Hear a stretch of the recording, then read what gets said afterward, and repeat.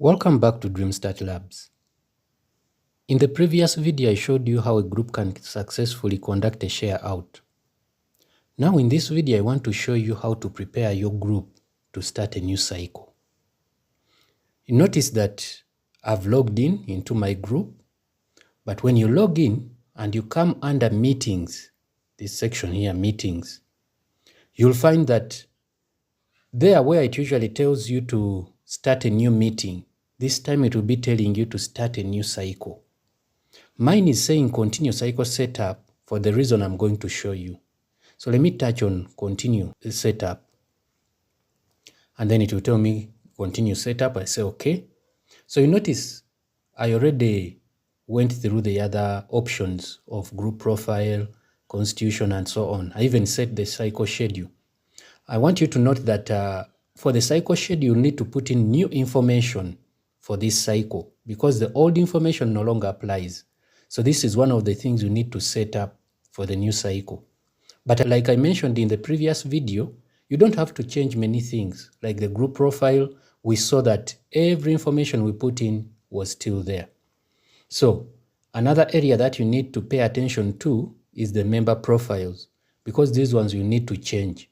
For example, when I touch there, as you can see, I've already entered the information of the other members. I left only one just to show you what to do when you are editing the member information. And as you can see, you can add new members at this moment from here. So let me go to Winnie. You touch on Winnie, for example. It will ask you to finish setting up member. Yes, we say okay. And then we say okay. So you notice there, all this information is up to date. It is ticked, as you can see. Basic information, family information, it is already ticked.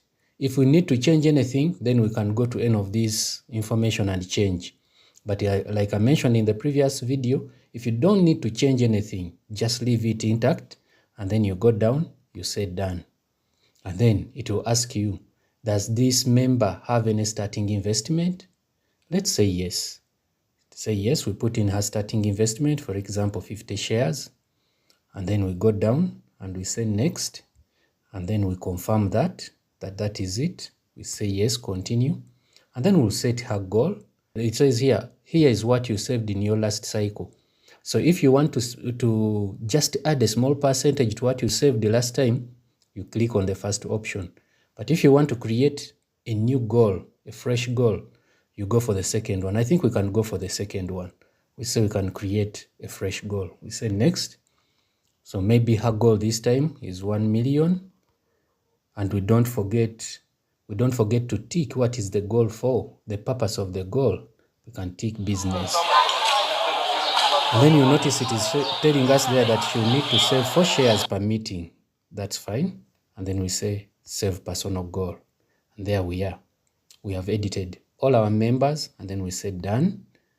And then we've got a tick on member profile as well. Let's go ahead and register the new cycle. And we'll need to go through all our information that we have entered to make sure that it is correct. And then if it is correct, we say confirm. And then it will tell us that, you remember there's somewhere we said that we want to transfer this amount of social fund to the next cycle. So here it is telling us to review it carefully. So have you reviewed the cycle data? Social fund is 96,000. That is okay. We say yes. And then we say okay. So here we are. We've started a new cycle. Congratulations. Let's say next. And then we back up our account to make sure that everything is safe.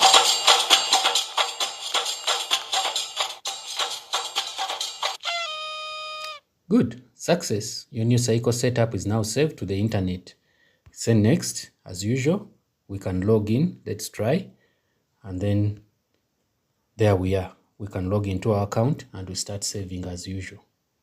Thank you for watching. Have a nice day.